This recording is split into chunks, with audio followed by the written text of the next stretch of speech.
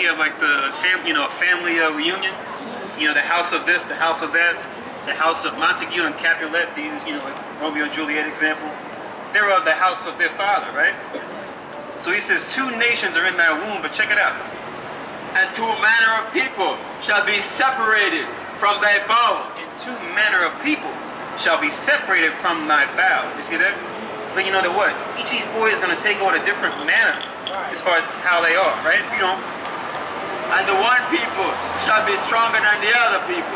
About equality, right? We're all the same. What's that? No, this actually says the one people shall be stronger than the other people. So we didn't say who yet. I want to let the scriptures answer. You're asking the right question. So it says the one people shall be stronger than the other people. Only thing I'm commenting on that about is they say in the world that we're all the same. Everybody's equal. When it's ridiculous. Equal literally means the same, right? You're taller than her, right? Your coat is a different material than that, right? Your eyes are shaped different. Our eyes are shaped different, right? So when they say equality, like I said, it's just rhetoric. It really doesn't carry any weight. So it says the one people shall be stronger than the other people. Read on. And the elder shall serve the younger. It says the elder shall serve the younger. So leading to your question, whoever comes out first is going to be a servant unto the one who comes out after. Right. He held on to his heel. Let's read it. And when her days to be delivered were fulfilled, behold, there were twins in her womb. So it says when her days were fulfilled, maybe she came to term 9 months, right? They were twins in her womb, but we know clearly they weren't identical. Right? So it says they were twins in her womb. Read. And the first came out red, all over, like a hairy garment. So now it's going to the first one that came out. This is going to be the one that serves the younger. The first came out red, all over, like a hairy garment. So this child came out red. So now what people do you know on the earth that are the color red? Exactly, right?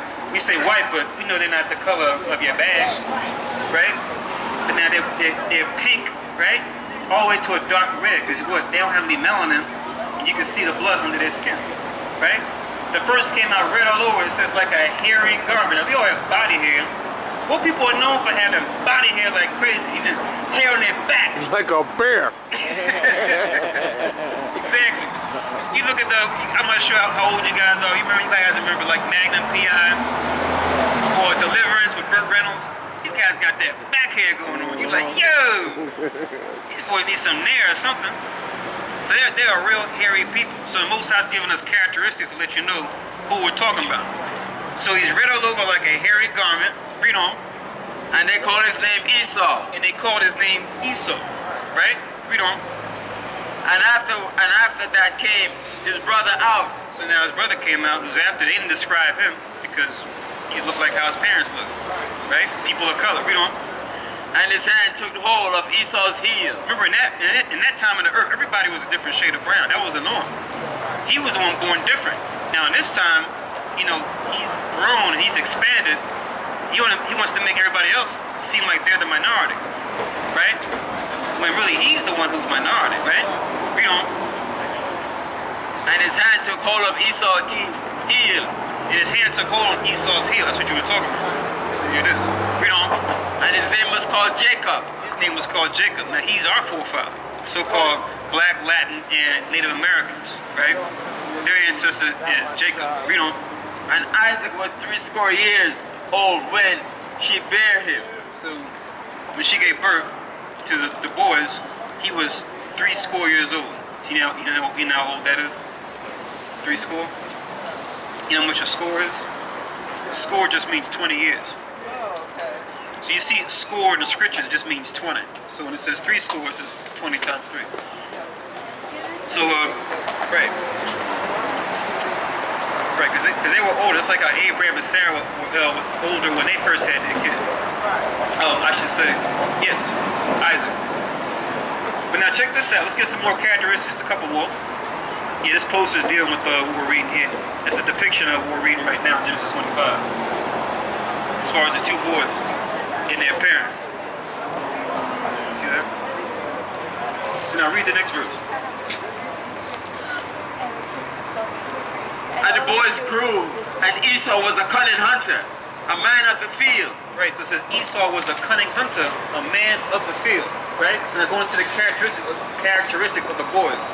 So it says Esau was a cunning hunter. So now, when we look at Esau, when we look at people on the earth, I should say, what people are known for being cunning hunters, are always out there with their gun, their little hunter's hat, hunting down animals to extinction, doing it for sport, not just for sustenance. What people are known for that? Exactly. So-called white, so-called Caucasian, right? They're known for that. That's what it means when he says he was a cunning hunter. It goes back to their ancestor, Esau, right? This is a man of the field. I mean, he's out here, he's out in different places exploring, checking stuff out. He's been at the bottom of the ocean. He's up in the space. He's all in different countries, right? He's in different habitats, right? It's amazing. Some of the stuff that he uncovers when it comes to the Lord's creation. You know, he's like, oh wow, we're in the rare region of this island, and now we see this butterfly. This butterfly is only born during a certain time of the year. Watch as it comes out of its chrysalis. Like, these guys really look at this stuff on a minute level, right? So they're out there, man in the field.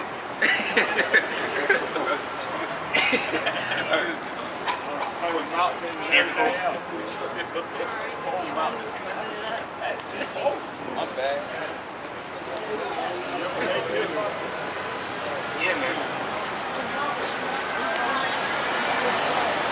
Yeah, that's what we are. We are Israelites. See, Israelites is not a belief system. Israelites is a nationality. The ITE at the end of the word just means the people of Israel. Like those folks that walk by, those two, that husband and wife, I think, they will be, from what they look like, Moabites. They could believe whatever the hell they want to believe, but they come from Moab. Just like Edomites. They could believe poodles are God, for all I care. They're an Edomite. That's their nationality. That's who they come from. So what we teach is what? The scriptures. Follow the law, statutes, and commandments. That's our belief system. Right? Which is the Most High's law. Anything besides that will be considered a doctrine. That's outside the scriptures. And the commandments pretty much cover all aspects of life, whether it be politics, social aspects, economics, right? Religious or spiritual matters, cultural matters, civil matters. The Bible covers all angles.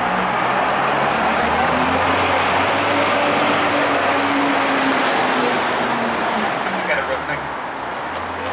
Right. We're in Genesis 25. We started in 21, and we're going now. So now it says Esau was a cunning hunter, a man of the field. But now let's get into Jacob, man.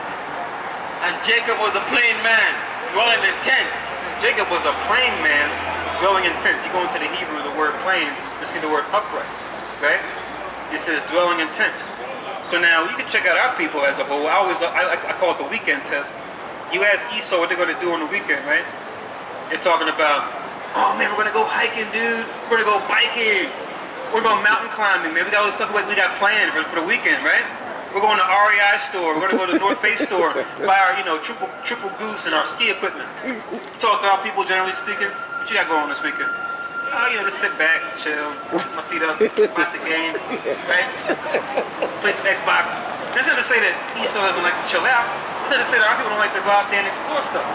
But who's known for being out there and standing third? Who's known for just relaxing, chilling, going for a walk, sitting on the porch? Right? Our people just are on the porch, right? Wait till this weather crack. Wait till the weather crack, right, Aki? Our people are going to be on the porch just out there chilling. But then they might go inside the house. They might be in there. They out. Right, so that's what Jacob, our forefather, he's dwelling in tents. Just chilling. In the tent. He probably sees his brother out there, just that, and the third. He's like, okay, it's nice. Yeah. Show me what you find out when you come back. Yeah, I'll cook that fish you just went out there and hunted. No problem. So Jacob was a plain man, dwelling in tents. Read on. Now this is really important. Check this out. And Isaac loved Esau because he did eat of his venison. But Rebekah loved Jacob. So his parents, he might have one you favor over the other. It says Isaac, he favored Esau because he loved to eat of his venison. He would go out there and hunt. Right? The deer. It says Rebekah loved Jacob. Now, we could assume that Rebekah probably referred to Jacob because remember, she's in the know. Both sides showed her in the vision, right? When she talked to him. Look, I'm dealing with the younger one, right? He's the one that's going to be what's the word, predominant. Read on. And Jacob sat pottage. Jacob was side pie. He was cooking some stew. Read on. And Esau came from the field, and he was faint. So he came from a long day of hunting and says he was faint, right? Out there doing this, doing that, hunting, trying to catch it. He hadn't had anything to eat. Read on. And Esau said to Jacob, feed me, I pray thee, with that same red pottage, for I am faint. Therefore was his name called Edom. Right, so you read other scriptures when it says feed him with that same red pottage. The reason why the pottage is red is because what? When he was siding the pottage, there was meat in the stew, and it hadn't cooked all the way. So that's why it was red. And he was saying, feed me that same red pottage, for I am faint, because he wanted to eat it right away because of his, because he was famished. Right. But now, that's another hint to let you know who these people are, because when it comes to them, I didn't have to say it. The sister, she already said it. The spirit showed already. Right? You go to a restaurant, what do they say? Oh, rare, medium rare, right? Medium rare at best, right? I like it bloody. Yeah. I had a guy I worked with one time, and he did his tongue like this. I said, oh yeah, you do, because I read this. I know all about you. Right? So yeah, they like it bloody red. So that's their forefather. That's in them. That's who they are. That's how they were made. So it says, for I am faint, therefore is his name called Edom. And Edom comes from a Hebrew word which just means red. So that's what we were saying earlier in the service, right? Where they want to call the Native Americans the Redskins, when they're the real Redskins, right? Washington Redskins is Congress. The House of Representatives and the Senate, that's the Washington Redskins for real. Let's read on. And Jacob said, sell me this day thy birthright. Let's check this out. So he's hungry, he wants something to eat, but then Jacob says, sell me this day thy birthright. Because Jacob, his name is important too, because Jacob means to supplant, right? Because Jacob, he's what we call like a hustler. He's smooth with his words. He peeps the opportunity and seizes it. Like, how people, we kind of sit back and we go, all right, let me go in now, right? Let me say this or do that to make the thing work. That's what Jacob is doing here when he says, sell me this day thy birthright, right? Because he sees that Esau, he doesn't know, well, let's find out, because he knows his brother as far as how he is, and clearly how he's at right now during this state when he's hungry. Now check this out, this next part, this is the part I was saying was really important, so we can understand the aspect of Esau's character. And Esau said, behold, I am at the point to die, and what profit shall this birthright do to me? So he says, I am at the point to die. Now, I know we're not there and everything, but would you say he's at the point to die because he hasn't eaten? No, he's just hungry. This speaks to another important aspect of Esau's character, to where they're very attached to the physical things, right? They lose just a little bit, or they get hungry, or they're out of sorts. They feel as though everything's over, right? We always make jokes. They say, yeah, if an Edomite on Wall Street, he had like $50 million and lost 25 of it, we say, well, we still got 25 million. This guy's ready to go up to the top floor and flying with the birds, right? It's like, dude, you stole 25 million. You ready to kill yourself? Really? They never want to deal with when they get caught up in doing things when things don't work out. They're ready to what? Do themselves. Blow their brains out, because the one people shall be stronger than the other people. He told Rebecca, right? They fold under pressure. Right? When it comes to him just getting the meal. He's saying to himself, I'm at the point to die. But he's not about to die. Yeah, okay, you're hungry, yeah, okay. And he's asking you for your birthright. Why is he looking at his birthright that way, as if it's just, oh, whatever, I'll trade this up as long as I can get that stew to eat? That's like, what's the matter to you? Your birthright is who you are. It's your inheritance. It's what belongs to you, because he's the eldest boy. In the commandments, the eldest gets the lion's share of the father's inheritance. Once he puts the glove on, we'll finish it up. I feel you, bro. My hands are going at this point.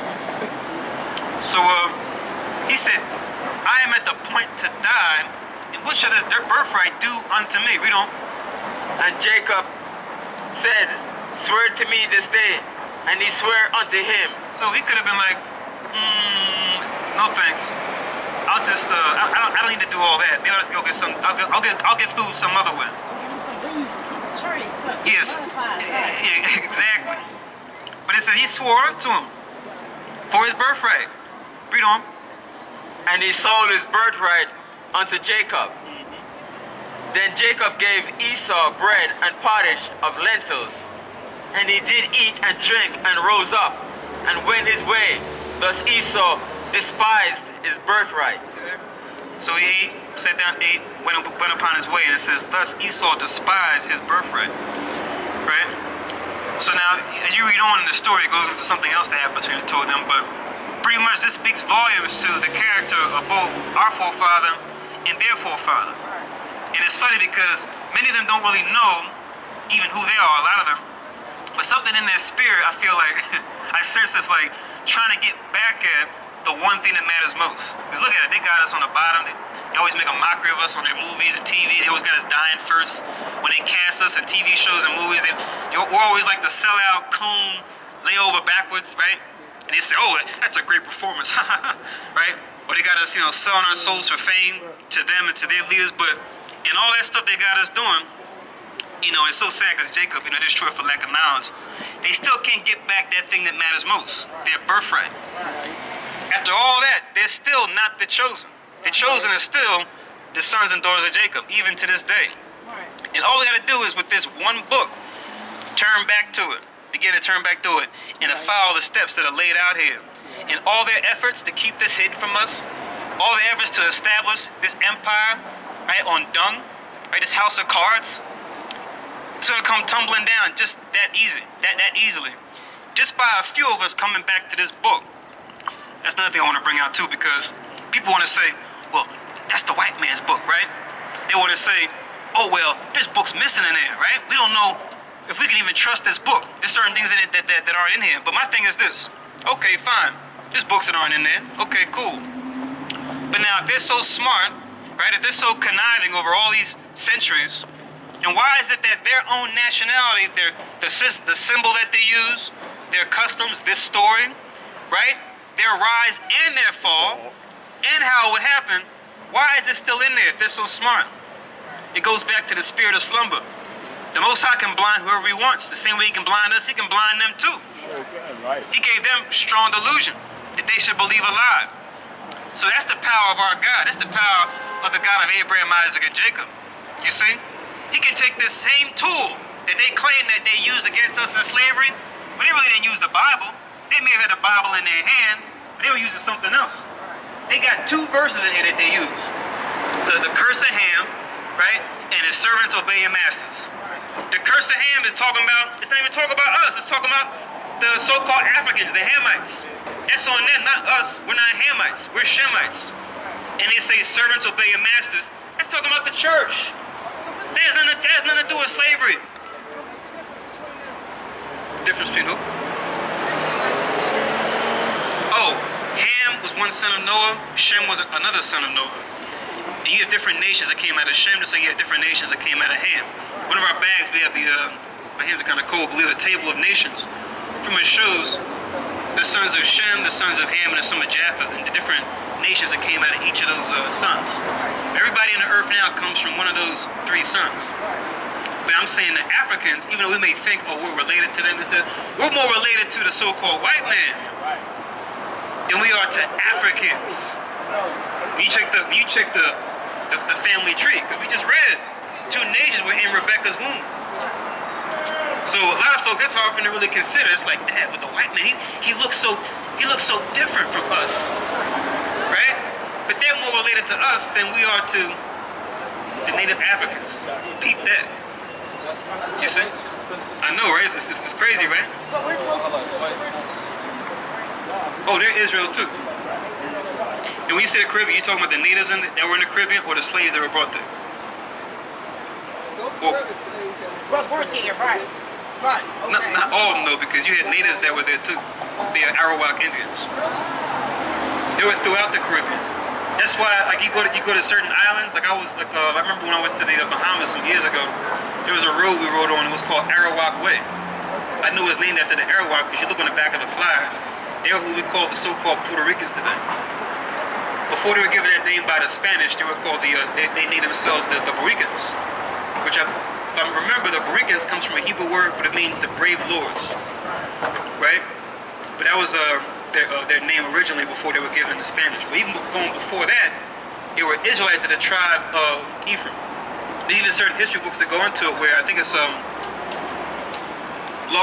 might be lost tribes in Promised Land, or maybe Ponce de Leon. It's going to how when they touched down there in Florida, when they were beating with the Indians that were there, it says how they greeted each other with the Deuteronomy 6 and 4 in the Hebrew, which is Hear Israel, the Lord our God is one Lord, or Shema Yahshua Yahweh Eloheinu Yahweh Echad. That's how you say it in the Hebrew tongue. Native Americans were greeting each other in Hebrew. And these Spaniards were taking notes of this going, wow, how is it these guys are speaking Hebrew? These must be the lost tribes that, that left many years ago, living in this region now. And they said they were talking to the guy, one guy was translating, a Native American was translating. He was saying that, yeah, they're of a certain tribe. And he said the tribe of Joseph is on an island close by. So they're talking about different tribes that they knew that were in the different islands in the Caribbean and also, going to Central America. Like they were saying that back then, like they knew that they were the Israelites, the Native Americans. I got some more questions.